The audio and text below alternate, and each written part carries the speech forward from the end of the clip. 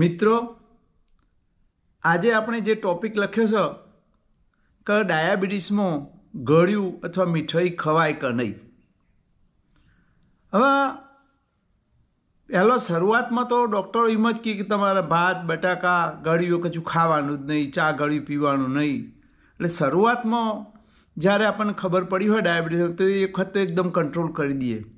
પણ મૂળ જે આપણી માણસની પ્રકૃતિ છે જે ગળ્યું ખાવા માટે, એ તો ક્યાંક ને ક્યાંક ઉછાળો મારે જ. પછી તમે ક્યાંક એકાદ વખત ક્યાંક ખાઈ લીધું હોય અને તમે ડાયાબિટીસની શરીર ઉપર કોઈ એવી અસર કોઈ એવું લાગે નહીં કે હારું કોઈ તકલીફ પડી, એટલે પછી તમે વારે ઘડીએ એને રિપીટ પણ કરો. અથવા કોઈ ઘણી વખત તો ઘરના વડીલ હો, તમે ઘરના બીજા માણસો તમને ટકોર કરતા હો ના ખવાય તો એમના સાના માના તમે ખાઈ તો લ્યો ચોક. હવે ખરેખર ખાઈએ અને પછી આપણને મનમાં ગિલ્ટ થાય કે સારું નહોતું ખાવું ને ખવાઈ ગયું. એના કરતાં એની સમજણ કેળવીએ આપણે કે ભાઈ ખવાય કે ના ખવાય અને કેમ ના ખાવાનું પાડે છે ડૉક્ટરો શા માટે. હવે ડાયાબિટીસ શું એટલે તો મેં કદાચ તમે સમજાયા છો કે આપણા લોહીની અંદર સુગરનું પ્રમાણ વધી જાય, જે રહેવું જોઈએ. સુગરનું પ્રમાણ હોય તો ખરું જ, ના હોય એવું બને જ નહીં. તમારા લોહીની અંદર જેને ડાયાબિટીસ ના હોય એને પણ સુગરનું પ્રમાણ જે આપણે માપીએ છીએ લેબોરેટરીમાં એ 70થી 140ની વચ્ચે હોય જ. જ્યારે બિલકુલ ખાધું ના હોય ને ભૂખ્યું પેટ હોય તો નીચામાં નીચો 70 આવે, કોઈને 80 100 પણ નીચામાં નીચો 70 આવે. 70થી નીચો કોઈ દિવસ જાય નહીં. અને જમ્યા પછી તમે ગમે એટલું સારું ખાધું હોય, ગળ્યું ખાધું હોય કે મોડું ખાધું હોય, પણ એ 140થી ઉપર ના જાય તો એને ડાયાબિટીસ નથી એવું કહીએ.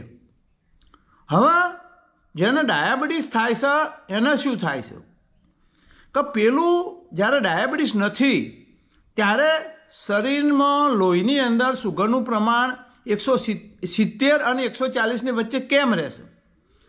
શરીરની અંદર કુદરતે એવી વ્યવસ્થા કરેલી છે કે એની અંદર તમે જેવો ખોરાક ખાઓ, ધારો કે અહીંયા ખોરાક તમે જેવો ખાઓ તો થઈને અહીંયા હોજરીમાં જાય, હોજરીમાં થઈને એનું પાચન થઈને પછી નાના ઓતડામાં થાય રસ મારફત, અને એ રસ પછી શોષાઈને લોહીની અંદર જાય.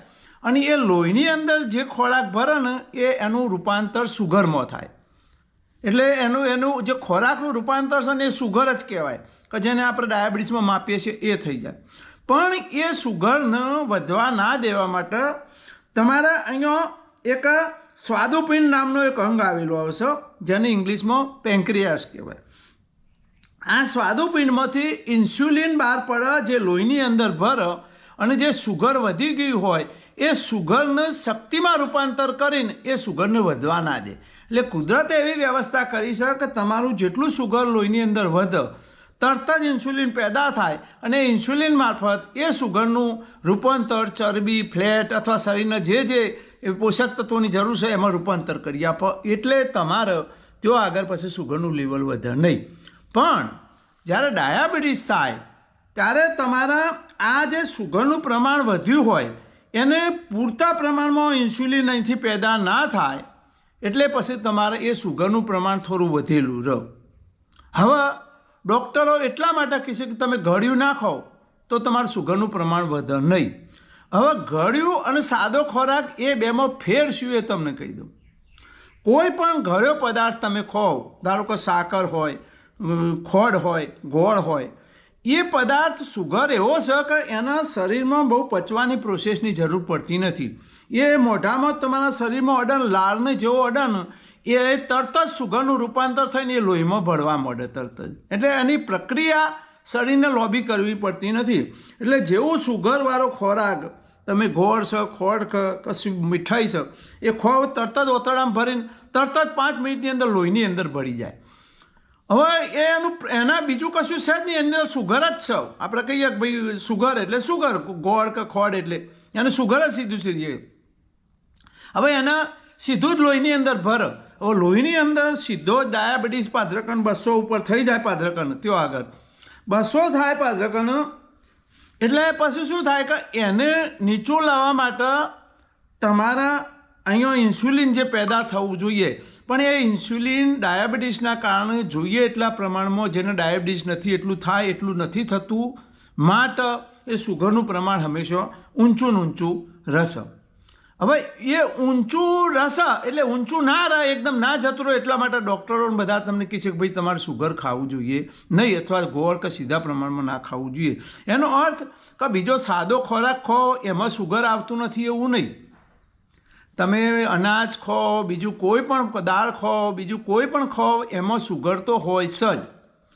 પણ એ જે પેલા ગળ્યા પદાર્થો છે ને એ ઝડપથી તમારા લોહીની અંદર એકદમ ઊંચું થઈ જાય છે ને, એવું ના થાય. એ થોડું ધીમે ધીમે થાય એટલે તમારા ઇન્સ્યુલિન થોડું ઓછું પેદા થતું હોય તો એને પહોંચી વળે અથવા બહુ ઊંચું ના જતું રહે.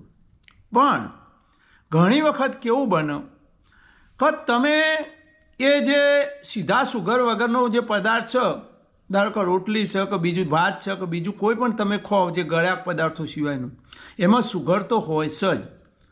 હવે તમે શું થાય કે એ પદાર્થો તો તમે જો વધારે પ્રમાણમાં લ્યો, ધારો કે તમારા શરીરને 2000 કેલરીની જરૂર છે અને તમે કોઈ સારું કંઈક ભાવથી તમને વાનગી બની હોય અને તમે જો વધારે ખાઓ તો ધારો કે 2000ની જરૂર છે ને તમે 3000 કેલરીનો ખોરાક ખાઓ, પૂરી 2-3 ખાવી જોઈએ એને 10 પૂરી તમે ખાઈ જાઓ, રોટલી તમે 10 ખાઈ જાઓ, સબ્જી તમે વધારે ખાઈ જાઓ, તો એ ટોટલ કેલરી વધી એટલે ટોટલ સુગર તો એમાંથી વધારે બનવાનું જ છે.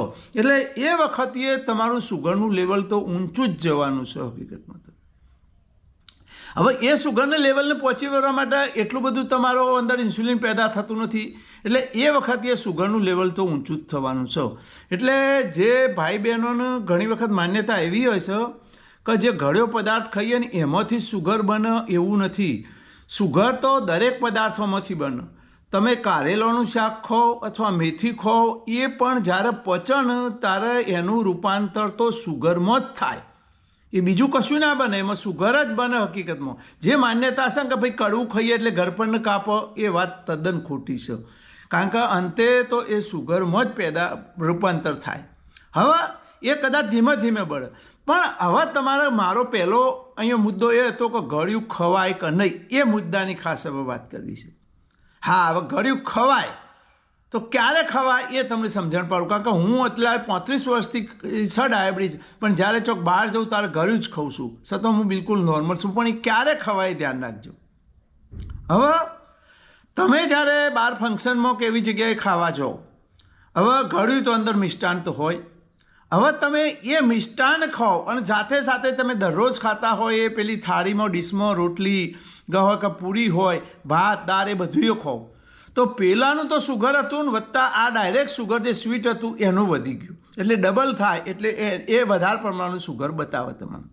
પણ તમે એક ઓપ્શન વિચારો કે જે પેલો સાદો ખોરાક છે સ્વીટ સિવાયનો, જે ઘરપણ સિવાયનો, એની જો કેલરી જો તમે તમારે 2000 જરૂર છે ને 3000 કેલરીનો તમે ખોરાક ખાઓ અને એની જે કેલરી વધી જાય પાદ્રકણ, એના કરતાં તમે જે મીઠાઈવાળો પદાર્થ છે ને એ 1500 કેલરીનો ખોરાક ખાઓ, તો એની કેલરી જો ઓછી હશે ને તો પેલો વધારે સાદો ખોરાક છે ને એના કરતાં સુગર ઓછું રહેશે તમારે, તો નહીં વધી જાય. એટલે જ્યારે તમારે કંઈ સુગર કે મીઠાઈ ખાવાની ઈચ્છા થાય તો તમે ખાઈ શકો, પણ એની બદલીમાં તમારે જે પેલો સાદો ખોરાક છે રોટલી ભાત કે જે કંઈ હોય એને તમારે એવોઇડ કરવું પડે, એ ના ખવાય.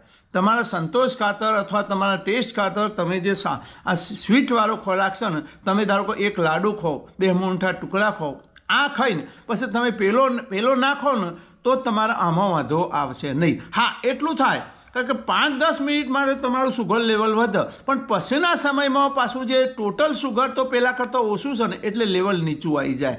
એટલે ડાયાબિટીસવાળાનો ખાસ એ ધ્યાન રાખવાનું કે જમ્યા પછી 2 કલાકે જે સહેજ ઊંચું લેવલ આવે એનો વાંધો નહીં, પણ બીજી વખત તમારો જમવાનો ટાઈમ થાય એ પહેલો તમારું સુગરનું લેવલ જો નીચું કમ્પ્લીટ કાયદેસર નોર્મલ આવી જતું હોય ને તો આ વધુ આવે નહીં. પણ મેં તમને કીધું કે આ દરરોજ ના કરાય.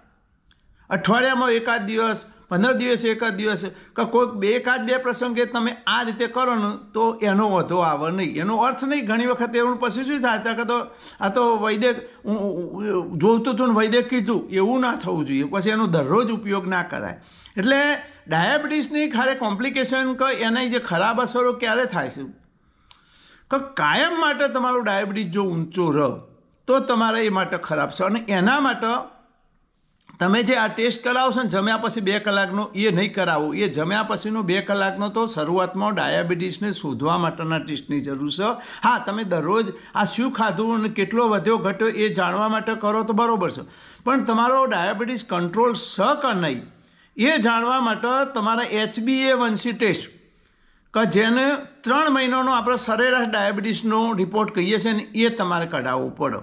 અને જો તમે એ રિપોર્ટ કઢાવો અને એ રિપોર્ટ તમારા નોર્મલ રેન્જમાં આવે તો તમારો વધો ના આવે. એટલે ધારો કે તમે અઠવાડિયામાં એકાદ વખત ગળ્યું ખાધું અને આ એની પેલી સાદા ખોરાકની બદલીમાં ગળ્યું ખાધું અને 2-5 મિનિટ માટે કદાચ ડાયાબિટીસ થોડો ઊંચો રહેશે, પણ તમારો 3 મહિનાનો સરેરાશ જો ડાયાબિટીસ કંટ્રોલમાં રહેતો હોય ને તો તમારે કોઈ જાતનો વધો નહીં આવે.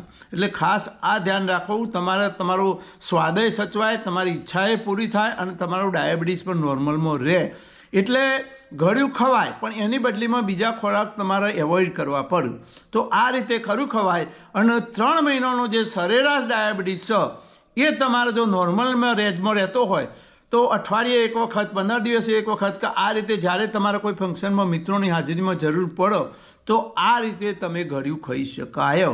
એટલે જે પહેલાં માન્યતા હતી એટલે ગળ્યું બિલકુલ ના ખવાય ને ગળ્યું એ સીધું પાતળકણ ડાયાબિટીસ માટે ખતરનાક છે, એવું નથી.